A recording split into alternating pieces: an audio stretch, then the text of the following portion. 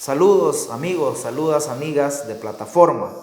Gracias por estar ahí siempre y por permitirme llegar hasta ustedes con algunas reflexiones, con algunos puntos de vista críticos sobre lo que sucede en nuestro entorno nacional y también regional.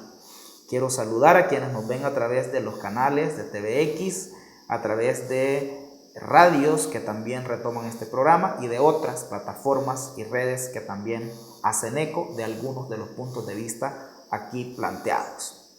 Siguiendo esta lógica de mirar sobre la realidad latinoamericana y salvadoreña, quiero en primer lugar hacer referencia al hecho más relevante que en mi opinión ha sucedido en la coyuntura de nuestra patria grande, nuestra Abya Yala, para usar la frase de los pueblos originarios de nuestro continente, que en mi opinión es el golpe de Estado contra el presidente de Bolivia, Evo Morales. Ese es el tema propuesto sobre la coyuntura internacional, y sobre el quehacer nacional quiero referirme a los dos hechos más importantes en el ámbito político del país de esta semana.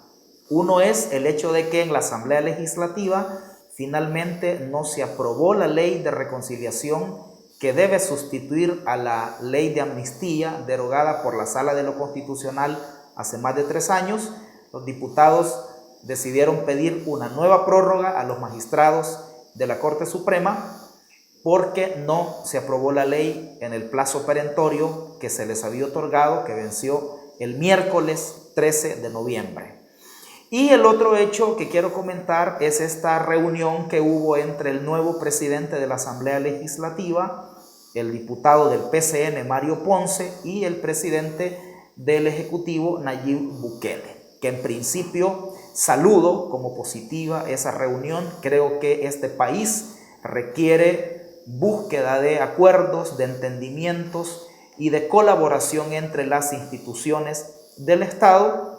Vamos a comentar sobre ese tema también. Entonces empezamos, si les parece, si me avalan la agenda planteada, a hablar del caso del golpe de Estado en Bolivia. ¿Qué es lo que ha pasado en Bolivia? Bueno, ustedes sabrán que el presidente Evo Morales, el primer presidente indígena de Bolivia y que ha gobernado durante los últimos 14 años y que ha tenido un desempeño muy exitoso en la recuperación de la soberanía y los recursos naturales del país, en la implementación de importantes políticas sociales, en un crecimiento de la economía que ha sido reconocido hasta por el Fondo Monetario Internacional. Este presidente, con todos esos éxitos, tuvo que renunciar el pasado fin de semana cuando la cúpula de las Fuerzas Armadas le sugirió, entre comillas, que presentara la renuncia.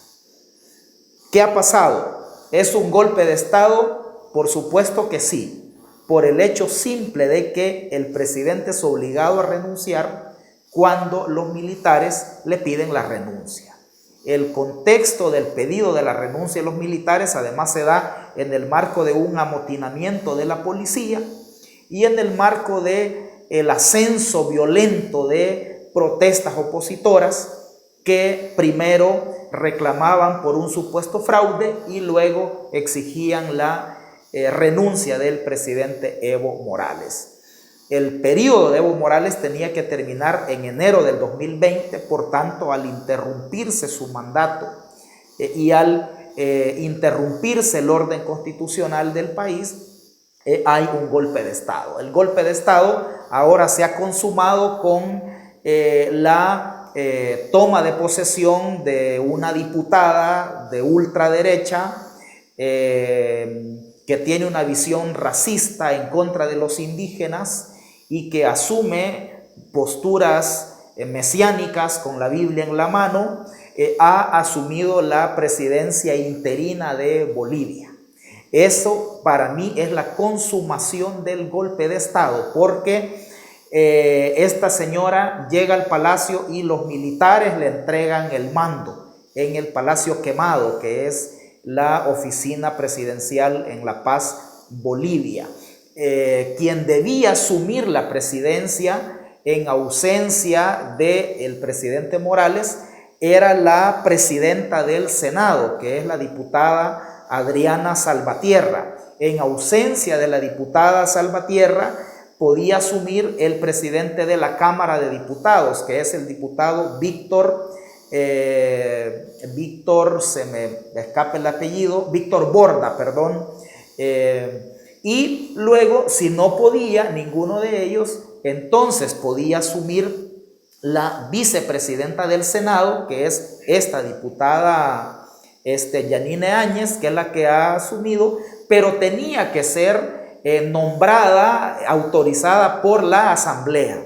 Y eso no ha sucedido. Ella se autoproclamó, al estilo de Juan Guaidó en Venezuela, se proclamó, pero no había quórum en la Asamblea Nacional como para que la nombraran. Entonces es un gobierno ilegítimo, claramente. Ojalá Nayib Bukele no vaya a reconocer este gobierno como reconoció a Juan Guaidó, ¿verdad?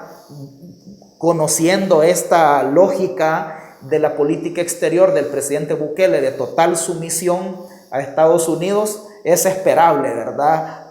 Cualquier cosa, incluido el que en las próximas horas el gobierno salvadoreño vaya a reconocer a esta diputada impostora que ha asumido la presidencia en Bolivia. Hay que decir que en esto, y para meterle un tono crítico, en esto que ha pasado tiene grave responsabilidad el presidente Evo Morales. Realmente, además de condenar el golpe de Estado, los sectores progresistas, los sectores democráticos también deberían hacer una autocrítica y emplazar a las fuerzas de izquierda de América Latina a ser consecuentes con los principios y con la institucionalidad democrática, porque Evo Morales no respetó los resultados de un referendo en el 2016, cuando por un escaso margen perdió la consulta de si se postulaba o no para un cuarto periodo presidencial. Por las razones que sea, por la fake news, porque le inventaron un hijo, por lo que sea, pero Morales perdió la consulta y debió haber respetado ese resultado. No lo hizo y luego presionó a la Corte Suprema para que declarara inaplicable el artículo de la Constitución que dice que solo se puede reelegir una vez. Entonces, Evo Morales no ha respetado la institucionalidad, no ha respetado la voluntad popular, ¿verdad?, expresada en ese referendo, y ha venido cometiendo una serie de errores que generaron condiciones para que este golpe de Estado se diera. Ojo, no estoy justificando con señalar los errores de Evo el golpe de Estado. El golpe de Estado hay que condenarlo sin atenuantes. Si somos demócratas, ¿verdad?, si somos progresistas, si somos humanistas, no podemos estar de acuerdo en golpes de Estado. Pero hay que señalar que también las izquierdas en América Latina han cometido errores, han sido inconsecuentes con las mismas cosas que han predicado, y eso ha venido en algún momento a restarles apoyo popular y a facilitar condiciones para que las fuerzas conservadoras, las fuerzas reaccionarias, las fuerzas oligárquicas que no comulgan con la inclusión, que no comulgan con la redistribución de la riqueza, que no comulgan con políticas públicas que promuevan la equidad, la sustentabilidad ambiental, terminen dando golpes de Estado. Y esta ha sido la historia no solo en Bolivia, en otros países donde las izquierdas gobernantes han sido desplazadas por vía democrática o por vía golpes de Estado por las derechas conservadoras, más que por el mérito de las fuerzas conservadoras, es por los propios errores de las izquierdas gobernantes. En Brasil, ¿verdad?, fue a partir de que los gobiernos del PT se desconectaron de la base popular, que asumieron el discurso neoliberal, que entraron al contubernio, al convivio con las élites Entonces al final el PT termina siendo desplazado. Luego las acusaciones de corrupción, la debilidad política del gobierno de la presidenta Dilma Rousseff propició que se le diera el golpe de Estado, ¿verdad? En Argentina el kirchnerismo, ¿verdad?, pierde las elecciones y gana Macri por sus propios errores, por la división interna que había dentro del mismo movimiento peronista, y por otras razones Macri terminó ganando. Y bueno, Argentina ha tenido una pesadilla neoliberal con el gobierno de Macri, que ahora se va a poder revertir, ojalá, con el gobierno de Alberto y Cristina Fernández. Entonces, en El Salvador es lo mismo. En El Salvador el fenómeno Bukele tiene que ver con el descontento de la gente con el gobierno anterior. La gente, más que votar por el presidente Bukele o votar por sus propuestas, votó por estar descontento con los gobiernos anteriores. Y el presidente Bukele claramente implementó su estrategia capitalizando ese descontento. Y hasta ahora el descontento con los gobiernos anteriores sigue siendo el principal respaldo político del presidente Bukele, y él lo sabe perfectamente. Por eso es que él pasa permanentemente alimentando el descontento de la gente hacia los anteriores. Por eso él permanentemente señala al frente, señala a Arena, señala a todos, porque él sabe que a él lo sostiene el descontento de la gente con sus antecesores. Por eso necesita estar permanentemente alimentando en la gente el rechazo hacia los demás, porque eso se traduce en la aprobación hacia él, ¿verdad? Entonces, bueno, eso es lo que ha sucedido, mis amigos y amigas, en Bolivia. Esperemos que en Bolivia las fuerzas democráticas, los sectores progresistas, los pueblos indígenas, independientemente si han estado a favor o en contra de Evo, ojalá que ahora hagan un frente común para recuperar la democracia, para reivindicar la dignidad humana, ¿verdad?, en este hermano país de Bolivia. Bueno, vamos entonces a la coyuntura nacional. Les proponía dos temas. Uno es que la Asamblea Legislativa no aprobó la ley de reconciliación, y el segundo será la reunión del presidente Nayib Bukele con el nuevo presidente de la Asamblea Legislativa. Vamos al primero. La Asamblea Legislativa está en deuda, sigue sin aprobar la ley de reconciliación, la ley de reivindicación de las víctimas de graves violaciones a los derechos humanos, que sustituya a la ley de amnistía que fue derogada en julio de 2016. La Sala de lo Constitucional le demandó a la Asamblea que aprobara una ley que se basara en los principios del derecho a la verdad, de hacer justicia, de reparar moralmente a las víctimas, de promover una verdadera reconciliación y de asegurar la no repetición de los hechos, es decir, no repetir hechos tenebrosos como las masacres, las torturas, lo que sucedió antes y durante la guerra civil salvadoreña. Los diputados de la derecha, de Arena, del PCN y del PDC fundamentalmente, han tenido en agenda aprobar una ley que, entre otras cosas, elimina las penas de cárcel para los responsables de las violaciones a los derechos humanos, que le da a la Fiscalía la discrecionalidad para determinar qué casos investigar y qué no, y le establece un plazo después del cual ya no se va a poder presentar, judicializar ningún otro caso. Esta propuesta de ley desconoce el informe de la Comisión de la Verdad como prueba testimonial para muchos casos. En fin, es una ley que menoscaba los derechos de la reivindicación de las víctimas, menoscaba el derecho a la verdad y la justicia y promueve la impunidad. Esa ley no la pudieron aprobar en el mes de mayo, entonces pidieron una prórroga a la Asamblea. Luego, por el rechazo y la movilización permanente que han tenido organizaciones de derechos humanos, Promemoria Histórica y defensoras de las víctimas, la derecha no se ha atrevido a aprobar. Por eso es que finalmente vuelven a pedir otra prórroga a la Sala de lo Constitucional. Mi opinión es y además lo planteo como llamado a los magistrados de la Sala de lo Constitucional. Ya no debería concederse esta nueva prórroga. La Asamblea ha caído en desacato al no cumplir en 2 ocasiones una sentencia de la Sala de lo Constitucional. Deberían los diputados de ser declarados en desacato y la población debería demandarlos por no cumplir con resoluciones judiciales, por no devengar su salario, deberían devolver el salario porque no han hecho su trabajo, y por no cumplir su función de legislar para resolver los problemas del país, en este caso la impunidad que existe en las violaciones a los derechos humanos antes y durante la guerra civil. Ojalá pues que la Corte Suprema de Justicia presione a los diputados para que aprueben la ley, y que la ley que se apruebe, que la sociedad civil presione para que sea la ley que reivindica a las víctimas y no la ley de impunidad. Vamos al segundo tema y último de este espacio, la reunión del presidente Bukele con el nuevo presidente de la Asamblea Legislativa.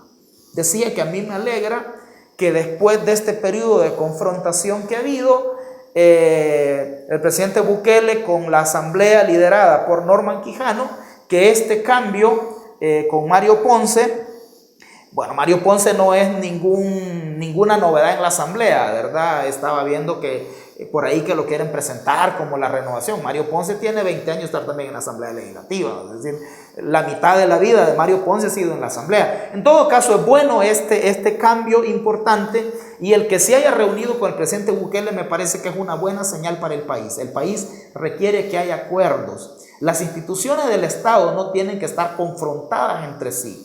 Hemos dicho en otros programas que debe haber un equilibrio entre las relaciones entre los poderes del Estado. Por un lado está el sentido de independencia, que cada uno tiene sus funciones y que ninguno debe interferir en el otro. En ese sentido, la Asamblea no se puede imponer al Ejecutivo, y tampoco el Ejecutivo puede tener a la Asamblea como su caja de resonancia. Son órganos independientes. La Asamblea legisla, aprueba financiamiento, nombra funcionarios de segundo grado, y el Ejecutivo tiene la responsabilidad de proponer y de implementar las políticas públicas en seguridad, en educación, en salud, en todos los temas que tienen que ver con necesidades del país y tienen que ver con derechos de la gente. Debe haber independencia, pero por otro lado debe haber un sentido de complementariedad, porque los órganos del Estado no son islas, son un solo aparato que, según el primer artículo de la Constitución, tiene el rol de